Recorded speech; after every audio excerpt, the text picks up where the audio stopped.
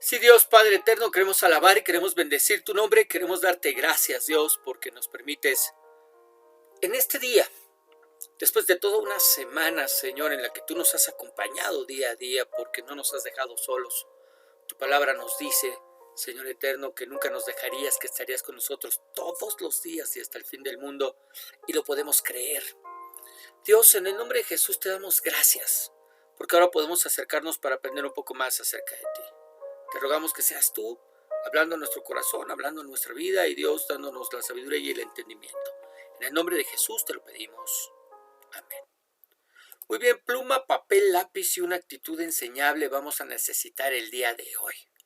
Seguimos con nuestra serie de estudios acerca de Juan 3:16, y el día de hoy vamos a hablar acerca del mayor sacrificio.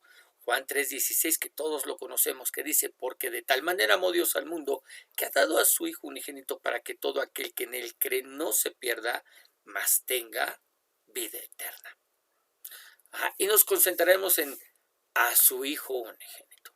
La semana pasada hablamos de cómo es que Dios, en una manifestación de su gran amor por nosotros, nos dio el mayor regalo que nadie en la vida hubiera podido darnos: su Hijo Jesucristo.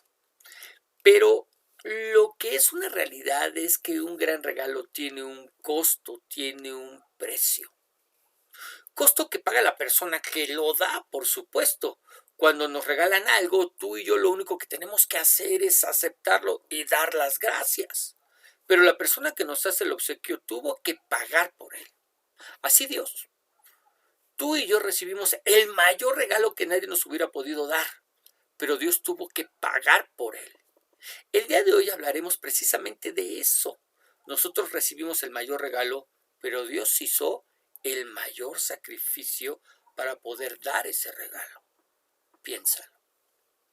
Pero, ¿por qué era necesario que Cristo muriera? Bueno, que ya que estamos hablando que ese mayor regalo, como ya lo vimos, fue el Señor Jesucristo que viniera a morir por nosotros en la cruz. Por eso dice que ha dado ese mayor regalo a su Hijo unigénito y lo dio para morir en sacrificio por nosotros, ¿sí? ¿Por qué era necesario que Cristo muriera? ¿Que Dios no hubiera podido solamente enviarlo a enseñarnos la manera en que habíamos de vivir como lo hizo? Enviar su palabra para instruirnos a través de ella y enviar a su espíritu a ayudarnos como lo hace hoy en día a obedecerle. Es decir, no se hubiera podido que todo lo que se hiciera como se hace hoy en día, pero sin la muerte de su Hijo, sin que Cristo hubiera muerto. ¿Qué piensa? Ahora, ¿qué dice la Biblia? Lo primero que nos enseña en Romanos 3:23, textos que ya hemos visto y que vamos solamente a recordar, es que por cuanto todos pecaron y están destituidos de la gloria de Dios. ¿Qué nos enseña? Bueno, lo primero que nos enseña es que todos somos pecadores, porque dice que todos hemos pecado. Y que gracias a nuestro pecado es que no estamos en condición de estar en su presencia. Por eso dice que hemos sido destituidos de la gloria de Dios, ¿verdad? Y en Romanos 6:23 nos dice: pues la paga del pecado es muerte, pero el regalo de Dios, o que Dios da, es la vida eterna por medio de Cristo Jesús nuestro Señor. ¿Ok? Entonces, ¿cuáles eran o cuáles son las consecuencias que trae el pecado? La paga del pecado es muerte. ¿Qué es lo que trae? Muerte. Muerte. Y no está hablando solamente de la muerte física, porque todos morimos, sino de la muerte eterna, de la muerte del alma. ¿Cómo lo sabemos? Porque el mismo verso nos habla de todo lo contrario, que nos ha dado vida eterna por medio de Cristo Jesús nuestro Señor, ¿verdad? Entonces se habla de vida eterna, habla de una muerte eterna. Sí, nos habla del precioso y fabuloso regalo que Dios nos hizo a través de su Hijo, la vida eterna. Por lo tanto, cuando habla de la paga del pecado es muerte, no solamente nos está hablando de la muerte que es física, sino también nos habla de la muerte del alma, de esa muerte eterna, de esa separación eterna que tendremos con Dios. Ahora, el que el pecado traiga como consecuencia la muerte es algo, en verdad es algo que por supuesto que vemos. Mire, cuántas personas no mueren al año por causa del alcohol? Bueno, en nuestro país se calcula que cerca de 90,000 al año, y en el mundo alrededor de 3 millones. De 3 millones. La paga del pecado es muerte. ¿Verdad? La paga del pecado es muerte. ¿Cuántas personas no mueren por causa de las drogas? Bueno, en nuestro país, cerca de 70,000 al año. En el mundo, 2,5 millones. 2,5 millones al año. La paga del pecado es muerte. Es muerte. ¿Cuántas personas no mueren por enfermedades de transmisión sexual? A todos aquellos que les gusta el tilingolingo, ¿verdad? ¿Cuántas personas no mueren por enfermedades de transmisión sexual? Bueno, las estadísticas nos dicen que 1 millón de personas diariamente se contagian de alguna enfermedad curable. 1 millón, todos los días. Ajá, pero 200,000 mueren al año de sífilis y 1,5 millones de SIDA. La paga del pecado es muerte. Es muerte. De manera que hemos visto dos cosas, ¿no? Hasta el momento. Todos somos pecadores y gracias a nuestro pecado no podemos acercarnos a Dios. Merecemos la muerte eterna. Y deseo hacer notar que no morimos por los pecados de otro, es decir, la persona que muere por causa del alcohol es porque consumió alcohol. La persona que muere por causa de las drogas es porque consumió drogas. La que muere por causa de una enfermedad de transmisión sexual es porque al tener sexo se contagió.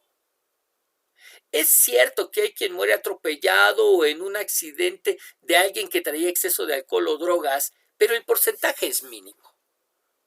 O aquellos que mueren de SIDA y que fueron contagiados por sus esposos o sus esposas, también el porcentaje es mínimo.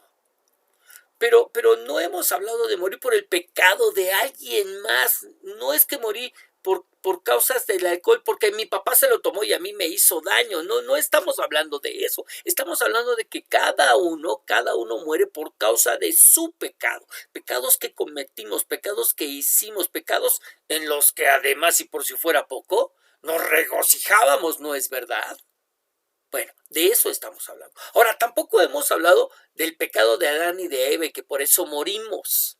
Aún no. Ajá, hemos hablado de eso. Hasta el momento, algo que ya debió quedarnos claro es simple.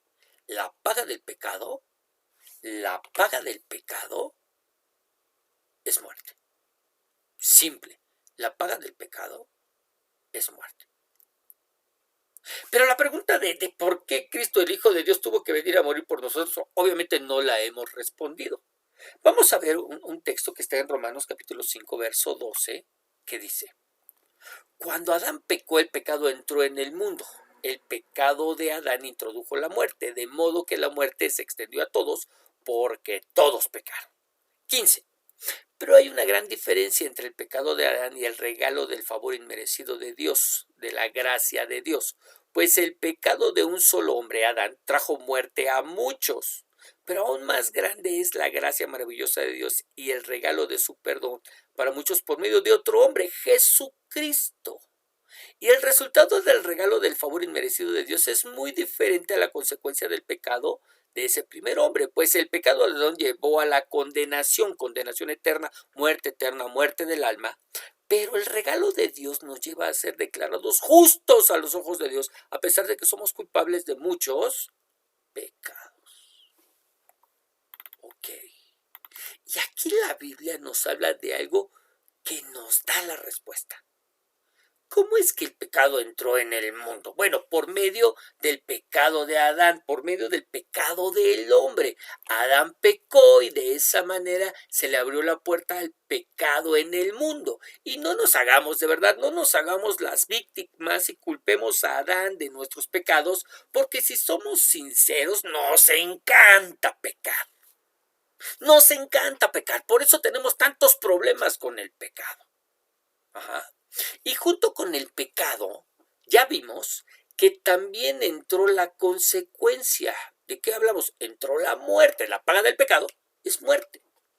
Pero así como el pecado entró a través de un hombre, la salvación de ese pecado, de sus consecuencias, también tenía que entrar a través de otro hombre. ¿Qué hizo Dios? Él no se dio a la tarea de buscar y preparar a un hombre que pagara por los pecados del hombre, sino que se hizo hombre, Dios se hizo hombre y fue Él quien vino a morir por nuestros pecados. No cargó la culpa en la espalda de nadie más, sino en la propia. ¿Dónde dice eso, pastor? Filipenses capítulo 2, verso 5, que dice: tengan la misma actitud que tuvo Cristo Jesús. Aunque era Dios, aunque era Dios, no consideró que el ser igual a Dios fuera algo a lo cual aferrarse. En cambio, renunció a sus privilegios divinos, adoptó la humilde posición de un esclavo y nació como un ser humano.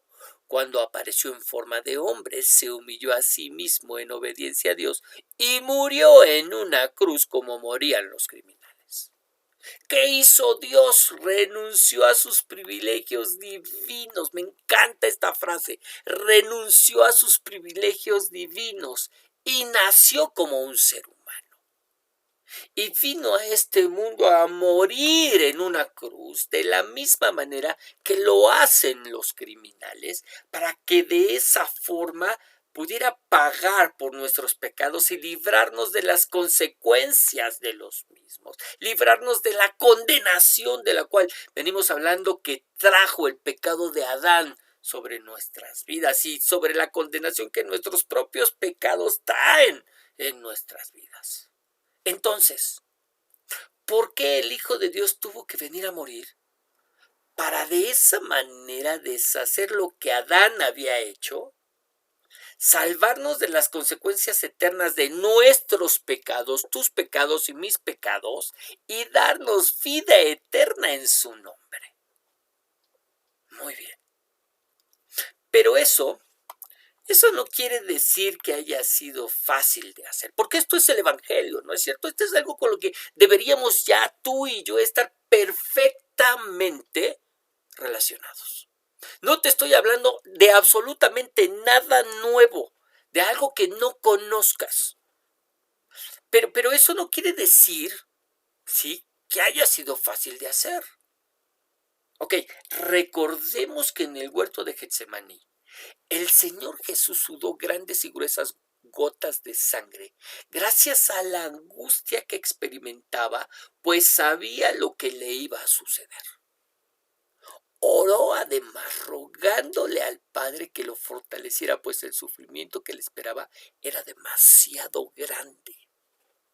Mateo 26:39, que dice: enseguida Jesús se fue un poco más adelante, se inclinó hasta tocar el suelo con la frente y oró diciendo: Padre mío, si es posible, líbrame de este trago amargo, pero que no se haga lo que yo quiero, sino lo que tú quieres. Piensa en esta oración un instante. Piensa en esta oración, está a instantes, a momentos de que entre la guardia para apresarlo en medio del huerto y llevarlo a ese supuesto juicio que habían armado para poderle imputar, para poderlo condenar de manera injusta. Él sabe lo que le va a suceder.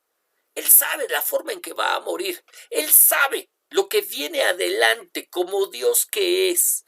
Él sabe. Pero se acerca al Padre y le dice: Padre mío, si es posible, líbrame de este trago amargo, pero no se haga lo que yo quiero, sino lo que tú quieres. ¿De qué te habla esto? Hay angustia en su corazón por lo que va a suceder. Porque muchos de nosotros tenemos la idea de un Dios inmutable que no experimenta sentimientos y emociones. Pero la Biblia nos muestra a un Dios que tiene sentimientos y emociones. Más aún cuando hablamos de Él encarnado en la tierra como hombre, como lo estamos mirando a través de este pasaje. Pero veamos cuando menos 3 citas que nos muestran cómo es que Dios, el Padre, ¿sí? Y vamos a ver citas del Antiguo Testamento para verlo más claramente, cómo es que Dios Padre tiene sentimientos. Fíjate muy bien. Jeremías 31:3.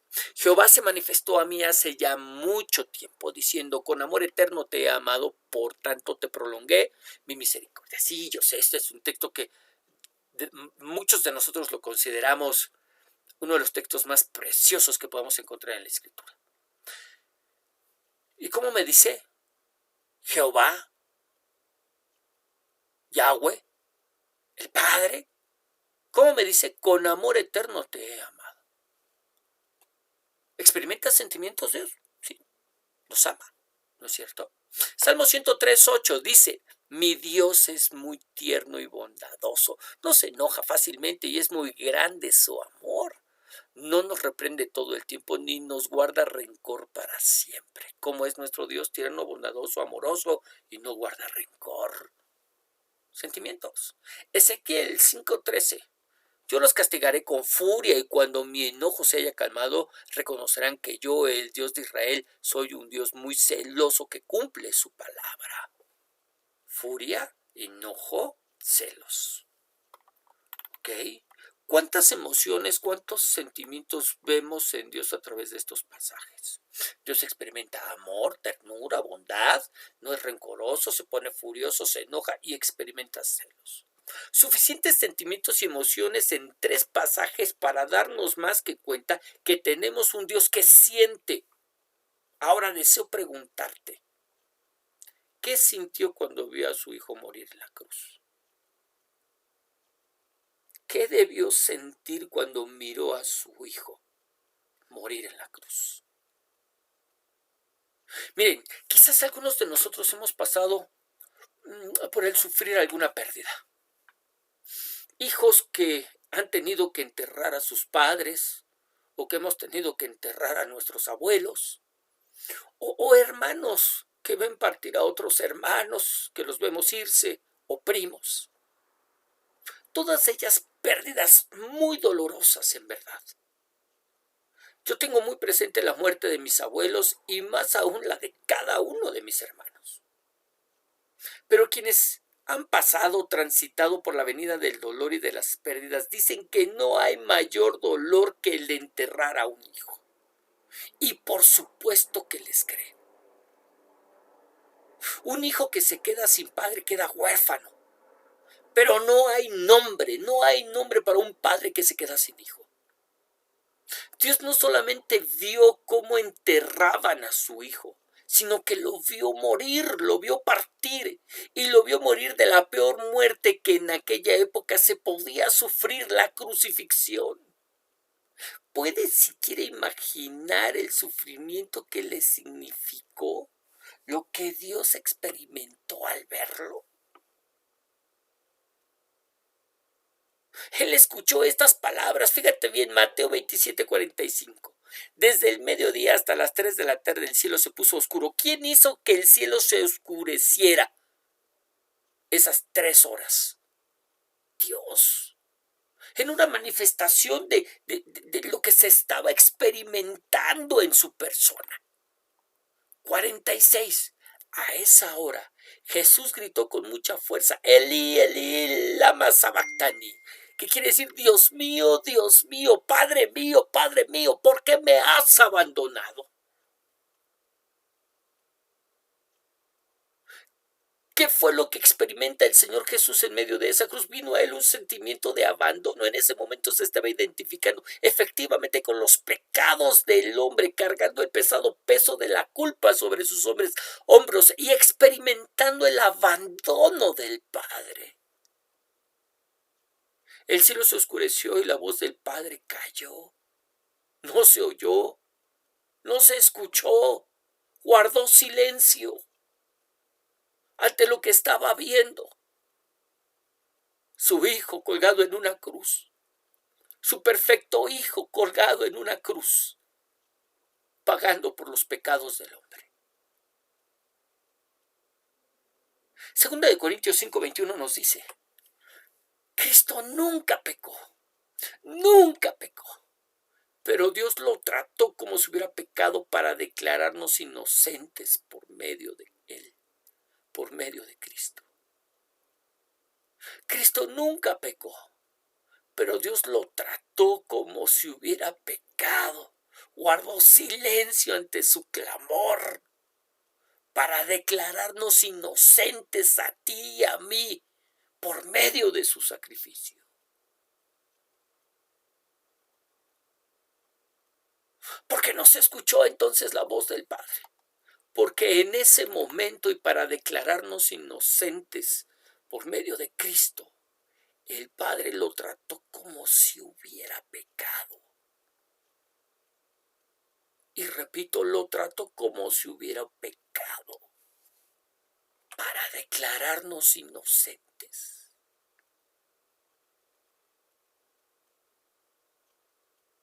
Para declararnos inocentes. Es decir, Dios estuvo dispuesto a ofrecer a su Hijo, su único Hijo en sacrificio para de esa manera declararnos inocentes y limpiarnos de todos nuestros pecados y darnos vida eterna.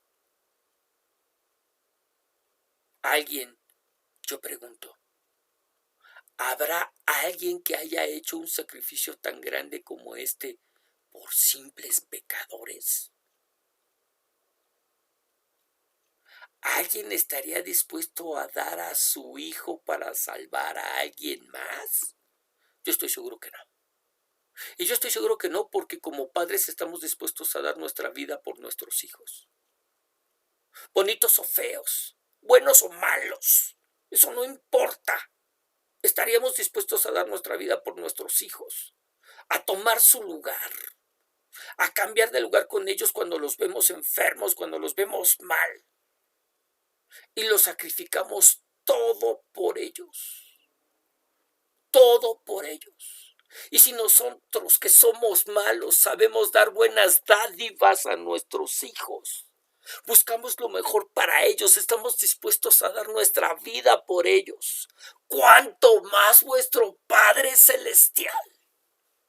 ¿Cuánto más vuestro Padre Celestial? Entonces, ¿habrá mayor sacrificio que el hecho por el Padre en Cristo? ¿Habrá mayor sacrificio que el hecho por el Padre para que tú y yo pudiéramos ser salvos? Pudiéramos ser llamados y considerados hijos de Dios, miembros de la familia del Señor. ¿Habrá mayor sacrificio que alguien haya hecho? Como el sacrificio que hizo nuestro Padre Celestial, quien nos amó con amor eterno, como ya lo leímos, y quien tomó todos nuestros pecados y nuestras culpas, de las que sí somos culpables porque nosotros sí pecamos. Y nos perdonó esos pecados en Cristo Jesús y los echó en el fondo del mar para no volverse a acordar de ellos. Y nos declaró justos como si nunca hubiésemos pecado, para que pudiéramos disfrutar de su gloria eterna, de la cual habíamos sido destituidos. ¿Habrá mayor sacrificio que el hecho por el Padre?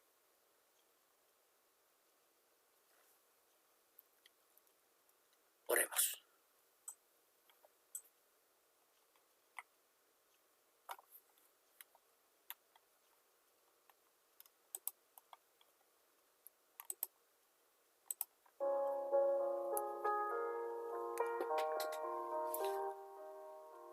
Señor Dios y Padre Celestial,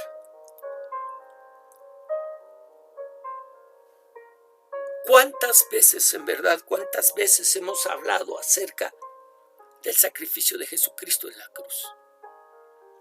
Y sí, hay un sentimiento de dolor en nuestro corazón porque miramos al amado, al que es ahora objeto de nuestro amor, sufrir y padecer por nosotros, por nuestra culpa, por nuestros pecados en la cruz. Y generalmente centramos nuestra atención en el Hijo, pero pocas veces pensamos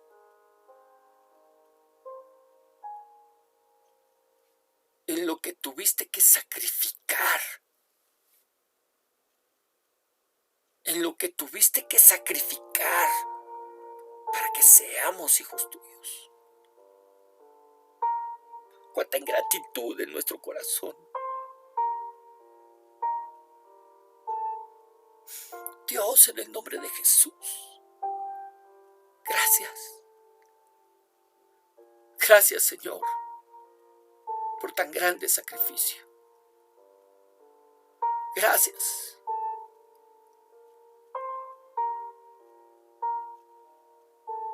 Por haberlo dado todo por amor a nosotros. Por hacernos el objeto de tu amor cuando no lo merecemos. Señor, en el nombre de Jesús, te alabamos, te bendecimos, te honramos y glorificamos. Te damos gracias, Dios. No hay mucho, en verdad, no hay mucho que podamos decir. Solamente hay un profundo agradecimiento en nuestros corazones al mirar esto. Y Dios, te pedimos que seas tú obrando en nuestro corazón y en nuestras vidas, y que el ir entendiendo el verdadero costo de nuestra salvación nos haga anhelar y desear vivir para ti. Vivir para que tu nombre sea honrado y glorificado. Cuando miramos esto, ¿cómo podemos pensar que eres un Dios egoísta? O sea, no es posible pensarlo así. Cuando lo diste todo, ¿por qué no habrías exigirlo todo de nosotros cuando tú lo diste todo, Señor, por nosotros? Dios, en el nombre de Jesús, ayúdanos a verlo de esa manera. Trae sabiduría y trae revelación a nuestro corazón. En el nombre de Jesús te lo pedimos. Amén. Muy bien, precioso, que el Señor te bendiga, que el Señor te guarde, que el Señor haga resplandecer su rostro sobre ti, te dé paz. Le pedimos al Señor que te siga bendiciendo y te recordamos que nos estamos escuchando todos los días por medio del devocional, el día de mañana, lunes, por medio de nuestra carta de 1 Corintios. Que el Señor te bendiga.